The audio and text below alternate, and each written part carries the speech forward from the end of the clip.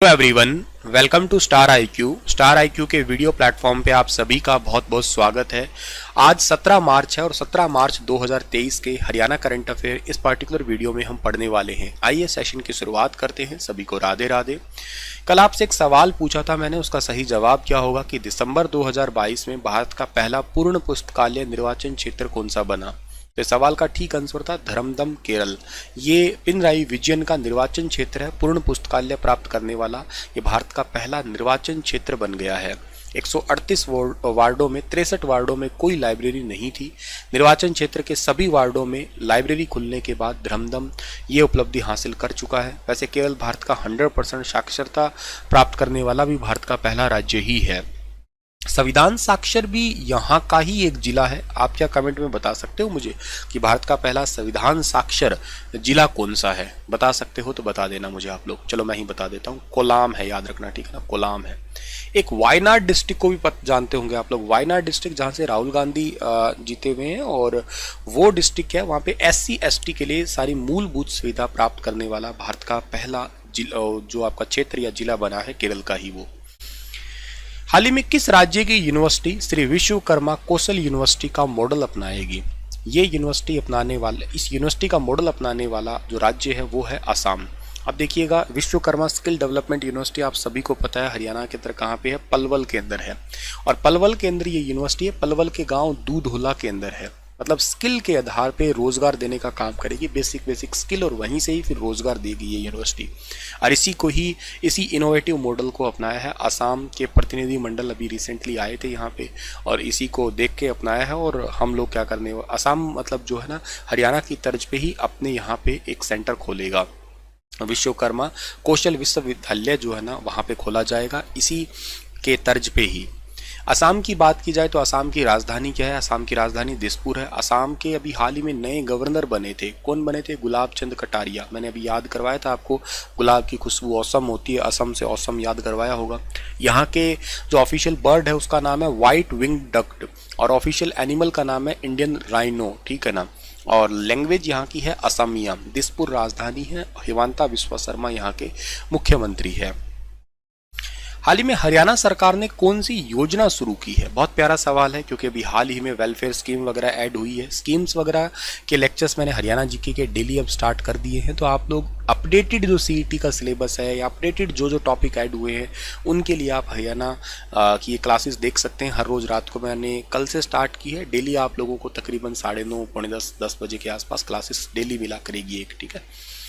खैर, इस सवाल का ठीक आंसर क्या होगा कि हरियाणा सरकार ने कौन सी योजना शुरू की है? तो इस योजना का नाम है दयालु योजना। ऑप्शन नंबर A इस सवाल का बिल्कुल ठीक है।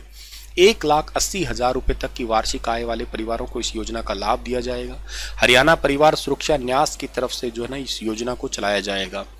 वैसे मैं बता देता हूं कि मुख्यमंत्री ने हरियाणा के अंदर जितने भी बीमा योजना चल रही थी उनको मर्ज करके और फिर क्या गया है कि लोगों को सीधा लाभ देने के लिए 3 योजनाएं स्टार्ट की है, जिसके अंदर एक न्यास बनाया है। हालांकि इस न्यास का नाम है हरियाणा परिवार सुरक्षा न्यास, और ये हरियाणा परिवार सुरक्षा न्यास है। इसके अंडर में 3 योजना है, जिसका मतलब क्या है कि एक तो है उच्च जोखिम वाले परिवारों को काम करने वाले, जो मतलब मान लेते हैं कि बहुत ही हाई रिस्क काम करते हैं और वो ग्रुप C और D के कर्मचारी हैं या सफाई कर्मचारी हैं, इनके लिए हरियाणा मुख्यमंत्री दुर्घटना बीमा योजना है।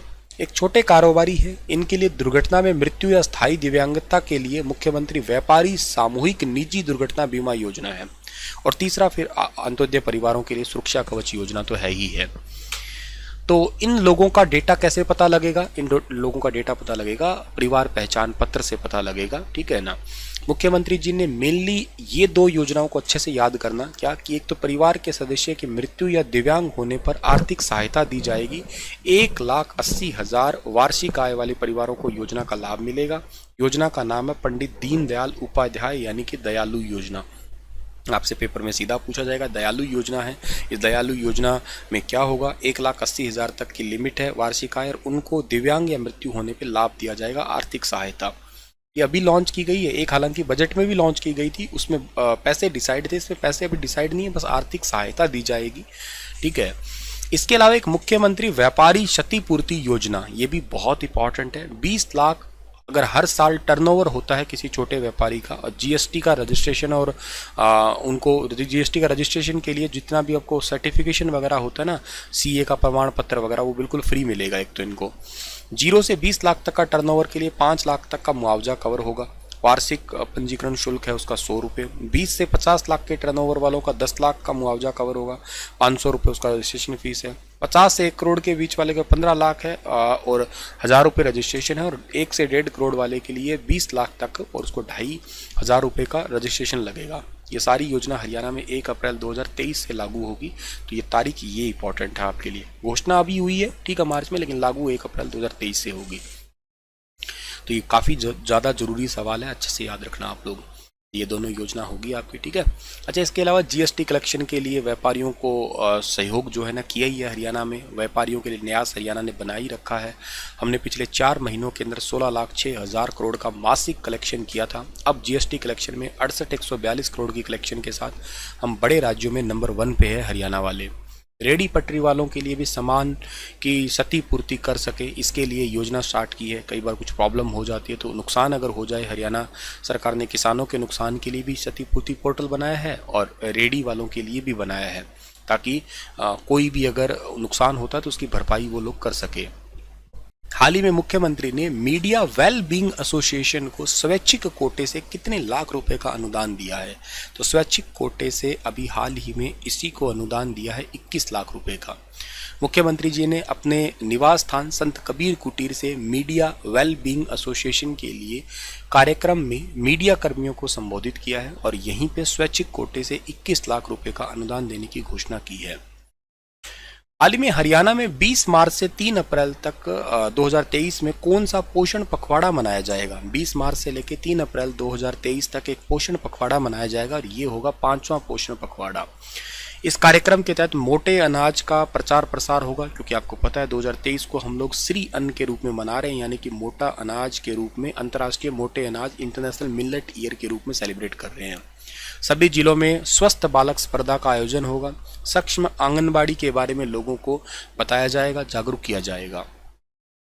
भारत और सिंगापुर द्विपक्षीय क्वच अभ्यास में हाल ही में 13 संस्करण जोधपुर में 13वां संस्करण हुआ है इसका, और वो जोधपुर में आयोजित किया गया है। यह अभ्यास हरियाणा के किस जिले के नाम पे है? तो भारत और सिंगापुर द्विपक्षीय क्वच अभ्यास है।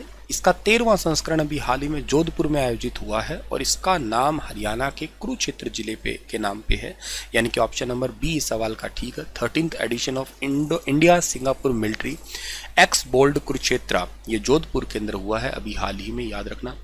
और 6 से लेकर 13 मार्च 2023 तक जोधपुर के सैन्य स्टेशन राजस्थान के अंदर ये किया गया अभ्यास। 42वीं बटालियन सिंगापुर आर्म्ड रेजिमेंट और भारतीय सेना की आर्म्ड ब्रिगेड के सैनिक इसमें शामिल हुए थे। और भारत और सिंगापुर के बीच में मजबूत द्विपक्षीय रक्षा संबंध बनाने के लिए सहयोग, ये अभ्यास पहली बार 2005 में किया गया था। 2019 का 12वां संस्करण 2 अप्रैल 2019 में बबीना सैन्य स्टेशन उत्तर प्रदेश में किया गया था। अब ये 13वां संस्करण जोधपुर में हुआ है, याद रखना आप। आपके लिए आज सवाल छोड़ के जा रहा हूं कि सिंधी भाषा भारतीय संविधान की 8वीं अनुसूची में कब शामिल हुई? 1965, 67, 69 और 1970। ये ऑप्शन गलती से इधर हो गए, पर आप आंसर बताइए क्या ठीक रहेगा। मिलता हूं आप लोगों को मैं एक नए दिन के करंट अफेयर के साथ। तब तक अपना ख्याल रखना। रात को लाइव क्लास अटेंड करना बिल्कुल मत भूलना। Thank you so much.